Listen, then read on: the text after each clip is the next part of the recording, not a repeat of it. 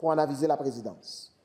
Je cède maintenant la parole à Madame la ministre des Ressources naturelles et des Forêts. Merci, Monsieur le Président. L'honorable lieutenant-gouverneur a pris connaissance de ce projet de loi et elle recommande l'étude à l'Assemblée.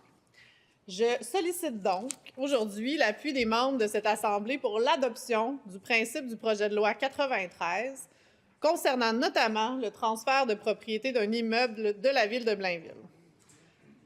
Avant tout, je voudrais me permettre de remercier mes collègues députés, les groupes, les intervenants et toutes celles et ceux qui m'ont accompagné lors des consultations particulières qui se sont déroulées du 18 au 20 mars dernier. Le projet de loi vise l'achat d'un terrain par le ministère des Ressources naturelles et des Forêts à la ville de Blainville. La situation dans laquelle on se trouve est urgente. Depuis 2015, l'entreprise a débuté les travaux afin d'obtenir les autorisations environnementales nécessaires à l'exploitation de ce terrain pour ses activités. L'entente avec la Ville s'est confirmée en 2020. C'est il y a à peine un an et demi, en août 2023, que la Ville a résilié cette entente. À ce moment, il était déjà trop tard pour trouver un autre terrain afin d'éviter un bris de service. La Ville a fait miroiter des solutions au gouvernement pendant plus d'un an, mais chacune de celles-ci ont été vaines. Encore vendredi dernier, la Ville de Blainville et la Communauté métropolitaine de Montréal nous proposaient une solution recyclée et déjà refusée.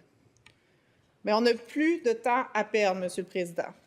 Nous devons donner le feu vert rapidement à l'entreprise de débuter ses travaux dans le but d'éviter une potentielle crise des matières dangereuses. Nous sommes conscients que l'autorisation de nouvelles cellules aura des impacts environnementaux sur tout terrain qui sera exploité. Le ministère de l'Environnement, de la lutte contre les changements climatiques, de la faune et des parcs a fait son travail et a pesé les pour et les contre. Et le choix du gouvernement, c'est le choix responsable à faire. Si on ne va pas de l'avant aujourd'hui, dans 2 ans, on se retrouvera dans la même situation que dans les années 70 avec une crise des matières dangereuses. C'est pas pour rien qu'à l'époque, le Parti québécois a décidé de créer Stablex. Nous avons une solution devant nous, on ne veut pas vivre ça encore aujourd'hui. Le terrain visé par le projet de loi servirait à l'aménagement d'une nouvelle cellule d'enfouissement de matières dangereuses résiduelles dans le cas où le projet de réaménagement de la cellule 6 au centre de traitement de Stablex à Blainville serait autorisé par le gouvernement dans une décision qui est à venir.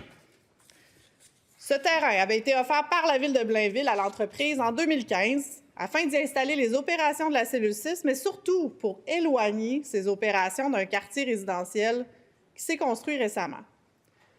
Ces faits étaient mentionnés dans la résolution de la Ville lors de la signature de l'entente en 2020. Nous avons pris connaissance des recommandations du BAP, mais c'est important aussi de se fier aux analyses du ministère de l'Environnement, de la lutte contre les changements climatiques, de la faune et des parcs, qui estime que la capacité restante de la cellule actuelle sera atteinte en 2027. Ces analyses nous amènent à prendre la décision responsable pour répondre à l'urgence de la situation. Comme nous le savons, les matières dangereuses résiduelles font partie intégrante des activités de plusieurs industries, municipalités et PME du Québec. Pour éviter de contaminer l'environnement et de mettre en danger la santé et la sécurité des citoyens, il est nécessaire de disposer des matières dangereuses résiduelles de manière adéquate et sécuritaire. Actuellement, Stablex Canada exploite le seul lieu au Québec qui sert au dépôt définitif de matières issues d'un traitement de stabilisation et de solidification de ces matières dangereuses résiduelles inorganiques. Plusieurs industriels et industries stratégiques pour le Québec en dépendent, Monsieur le Président, dont le secteur de la métallurgie, de la pétrochimie, de l'aéronautique et bien d'autres.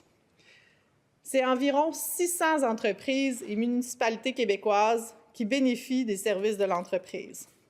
Cependant, au rythme actuel, la cellule, comme je le disais, va arriver à sa capacité maximale en 2027. Il faut donc démarrer rapidement le processus de construction de la cellule, car le délai à prévoir pour cette construction est d'environ 2 ans, une fois les différentes autorisations obtenues.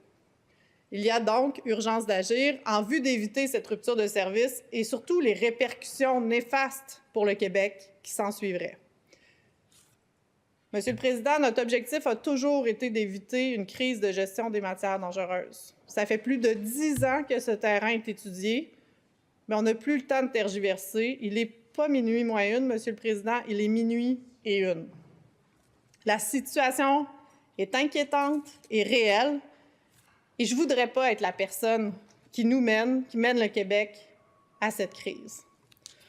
On entend aussi que le terrain visé par le projet de loi fait partie des grandes tourbières de Blainville, Monsieur le Président, mais c'est inexact. Le terrain est entouré des grandes tourbières de Blainville, mais il bénéficie d'un zonage municipal industriel qui autorise déjà l'usage que Stablex souhaite en faire et qui a déjà servi dans le passé à de l'entreposage de munitions et qui sert encore à un usage industriel.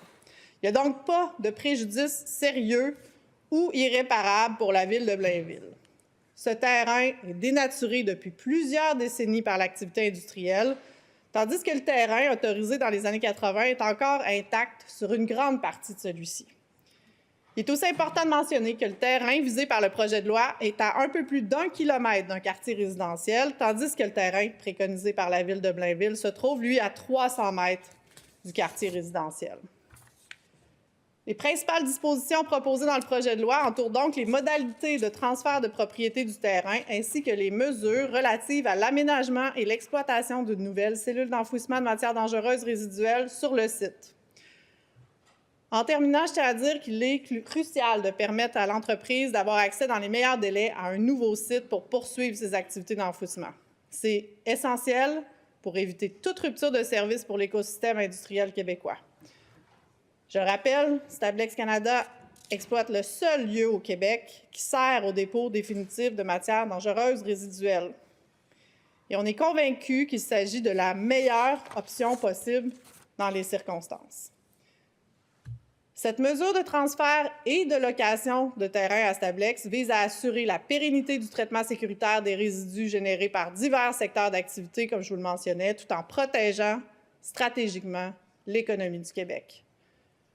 Notre volonté est d'agir dans l'intérêt public en faveur du bien-être et des intérêts de la population et des entreprises québécoises.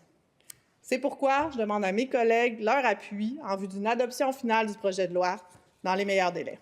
Merci, Monsieur le Président.